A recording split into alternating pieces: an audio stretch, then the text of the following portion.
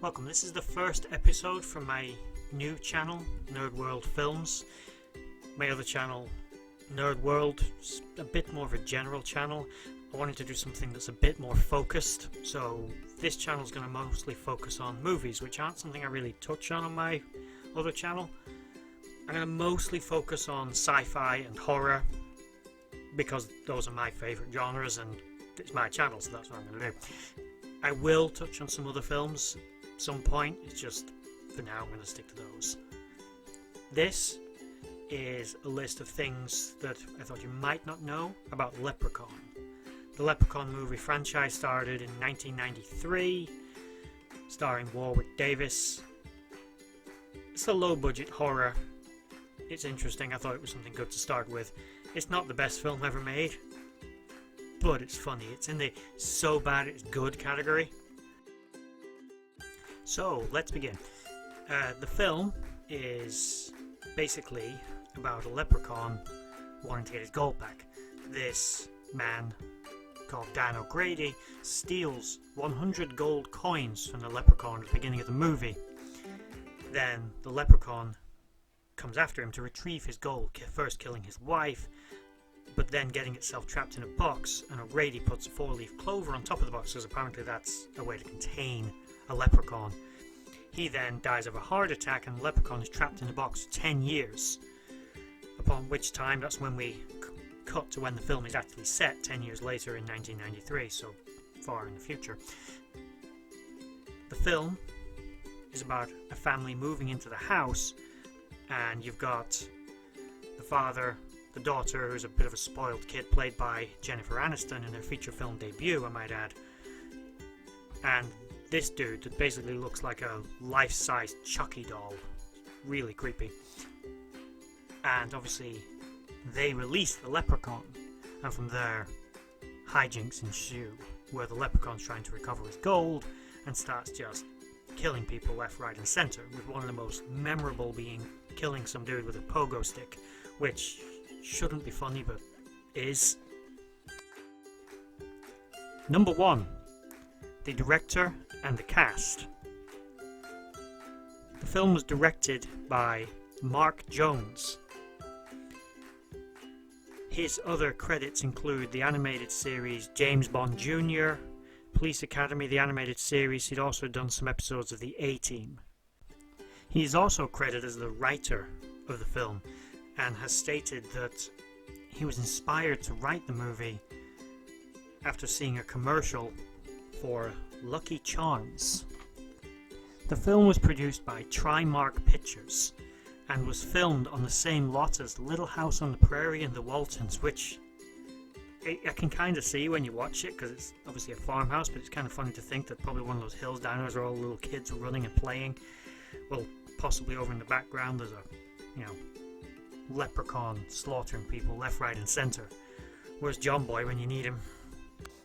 It was also filmed on the same lot where T2 Judgment Day had just finished wrapping, so no real connection there, just interest while I was researching this. The titular character in the film, Leprechaun, was portrayed by Warwick Davis, a very famous actor with a just awesome filmography, starting with, obviously, he pops up all over the Star Wars franchise, most famously as an Ewok in Return of the Jedi, but he's been in multiple of the other films and loaned his voice to the Rebels cartoon series. He also famously portrayed Willow in Willow, and will be starring in a TV series based on that character, which is currently, time of the recording of this video, is in pre-production. But his other notable film roles also include playing a goblin, amongst others, in the Harry Potter movie franchise, and one of my personal favourite roles he ever played was in an episode of Doctor Who where he played the character Porridge, who, spoilers in case you're interested, actually turned out to be the Emperor of Mankind and the great and bountiful human empire, but he was just in hiding because he didn't like the responsibilities. But that character in that episode, just awesome. Next was Jennifer Aniston playing Tori, and as I stated earlier, this was her feature film debut, but wasn't her first acting job. She had previously starred in a Ferris Bueller TV series before this, I don't know anything about that show, to be honest. I only found out it existed while doing my research for this, and I've never seen any of it, but I kind of want to watch it because, Ferris Bueller's Day Off, classic movie. She was also in, another famous TV series that I'm sure you're all aware of that I don't even need to mention.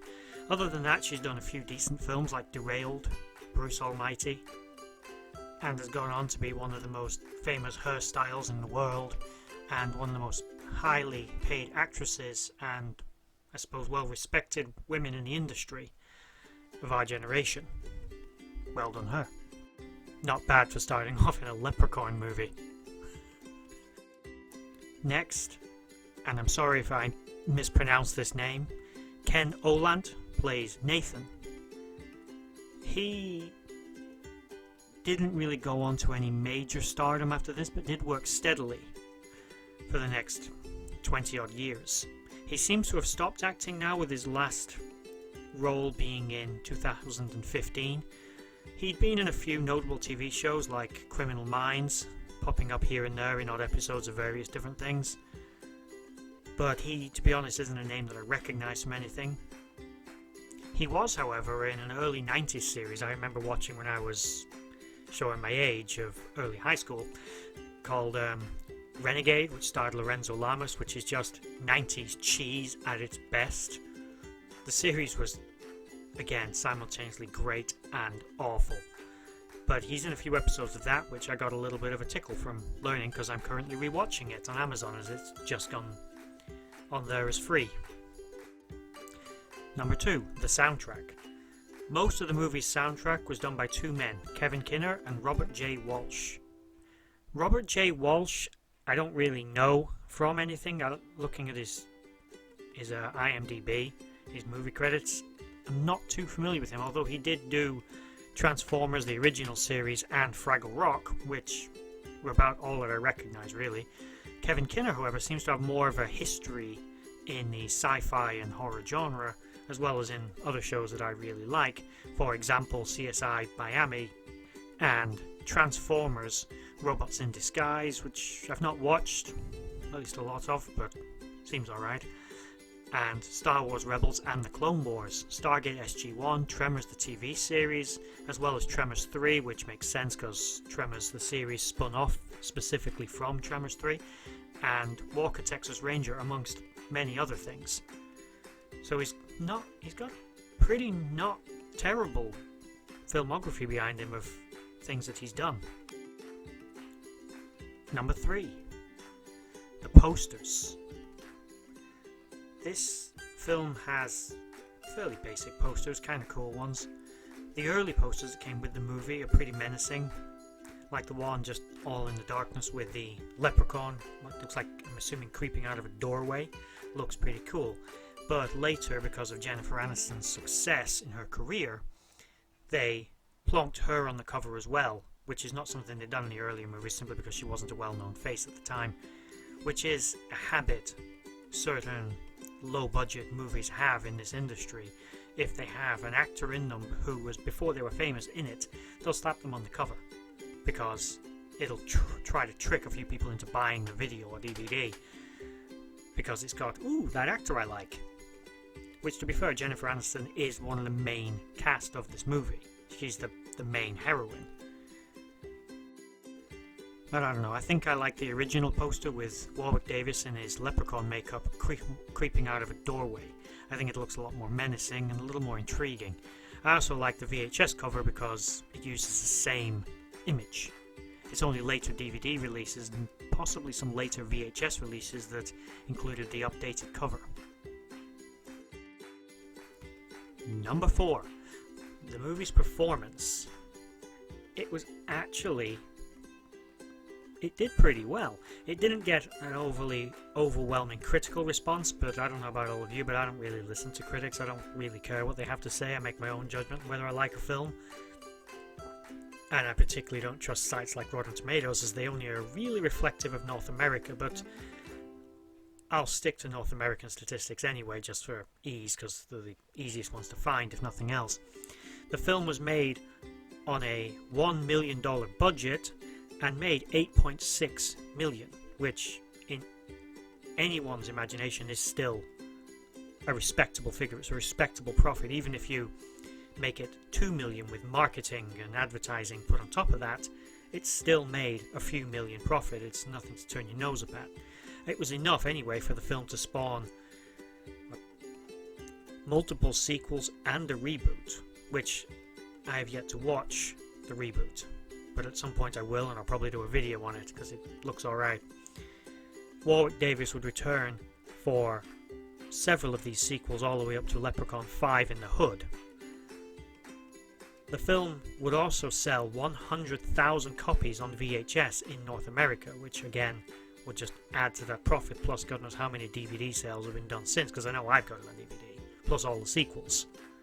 So, again, by any measure, this film was a success. Can't necessarily say the same thing for its sequels, but we'll get to those in later videos. Needless to say, there's a definite decrease in quality, film by film. Mostly, particularly when you reach the fourth one. I don't even know what to say about that, so I'm not going to say anything about it in this video. But, in space, that's all you need to say. I don't even know if it needs any description beyond that. Here I'm going to try something a bit new for my channel, on this one anyway. I'm going to score the films. In this case it's going to be a nerd score, how much I nerd it over this film, and it's out of 5. And in this case, despite the fact that the film is pretty bad, it's so bad it's good, I'm going to give it a pretty decent score. It's going to get a 3 nerds out of 5. So it gets the nerd seal of approval. So bad it's actually good. Okay, if you made it this far, thanks for watching. Please check out my other channel, Nerd.World. There's a link somewhere, maybe in the description, maybe in a little box, I don't know, it'll be somewhere. And this was the first video for this channel. Hope you liked it. Subscribe if you did. And I've been your friendly neighborhood nerd. Again, thanks for watching. Bye bye.